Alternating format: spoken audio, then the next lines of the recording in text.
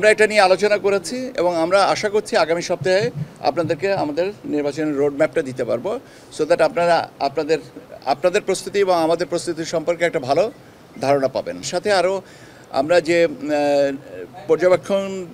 যারা পর্যবেক্ষক হিসেবে আবেদন করেছেন 318টা আবেদন পেয়েছি, এটা পর্যালোচনা চলছে। আর 22টা যে রাজনৈতিক দলের নিবন্ধন যেটা হয়েছে যে প্রাথমিকভাবে, তাদেরটা ফিল্ডে পাঠাবো আমরা আমাদের তথ্যের জন্যে। এর সাথে আরও কিছু টুকটাক জিনিস আছে যে বিষয়গুলো না আমরা নিয়মিতভাবে পর্যালোচনা বা আলোচনা করছি, এবং এটা আমি আপনাদেরকে সময় সময় জানাবো। এর ভিতরে একটা সিগনিফিকেন্ট পোর্শন হচ্ছে আপনার আউট অফ কান্ট্রি ভোটিং।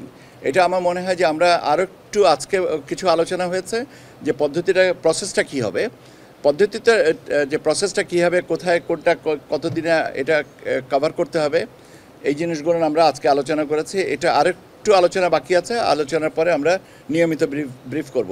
এই একটা বিষয়ে আমি মনে করি যে আমরা বোধহয় নিয়মিত আপনাদের সাথে একটা প্রতি সপ্তাহে অন্ততপক্ষে নিদানপক্ষে একদিন না হলে দুদিন বা একদিন করে আমি আপনাদের সাথে বা ব্রিগেডিয়ার ফজল সাহেব আমাদের আছেন, ওনারা নিয়ে আলোচনা করবেন।